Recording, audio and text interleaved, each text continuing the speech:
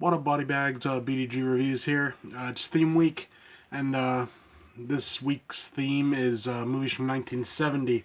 So what I decided to go with was something a little, a little bit different, and that is "Blind Woman's Curse" by Teruo Ishii. Obviously, it's a Japanese film.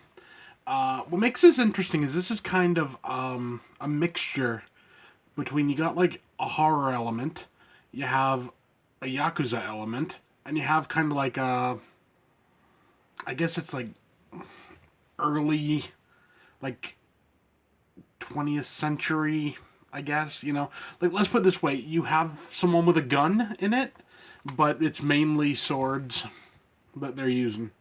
So, the basic plot, it follows this woman. She's the leader of a Yakuza gang, and she goes and they're like fighting a rival gang. She goes to like kill the boss, and his sister gets in the way, and it cuts her eyes, and she goes blind. What people sort of don't really realize is, like, while she has this wound, a black cat comes over, starts like licking the wound or whatever. So it kind of becomes almost like a curse. Like, I guess it's like it becomes like a monster cat, kind of. And then, cuts forward a few years, and like a lot of her gang are ended up getting killed, and like the tattoos on their back, they have this like dragon tattoo on their back. It's getting skinned off, and their bodies are being left there.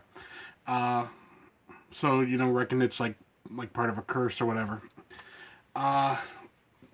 That's all I'm gonna say for the plot. This movie falls definitely more into the Yakuza vein than it does horror.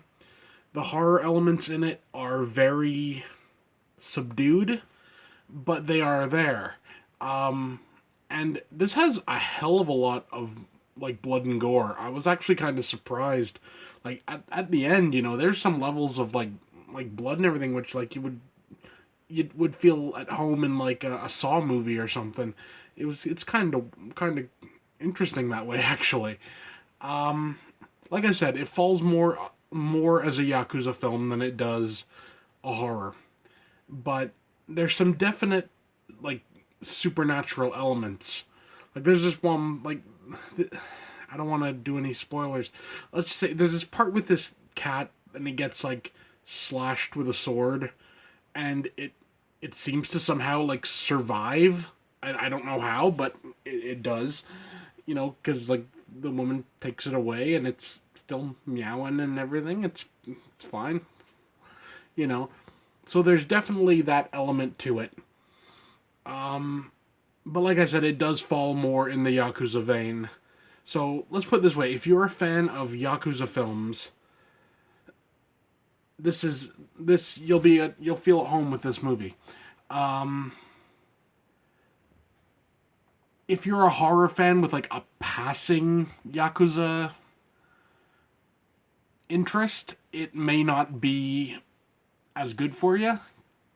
There's probably better examples of like horror and Yakuza being put together. Maybe like Ichi the Killer. You know, but it's a pretty damn solid movie, really. Let's put it this way: if you enjoyed like I'll give you two movies. If you enjoyed House, the Japanese movie, and you enjoyed Battles Without Honor and Humanity, you'll enjoy this. Let's just put it that way. For a rating, I give this an 8 out of 10. It's really solid. And honestly, this Arrow release, I know this happens to be the UK one, but I know it's got an American release as well. Pretty damn solid. The picture quality's a lot better than most. I mean, a lot of Japanese films have a tendency to be very soft in the Blu-ray transfers. This is pretty decent. I mean, it has its moments, but for the most part, it's pretty good. And pretty good soundtrack. Meiko Kaji's in it as the main character. She's always great. But yeah, take that for what you will. So yeah, 8 out of 10. Blind Woman's Curse. Good stuff. See you next time.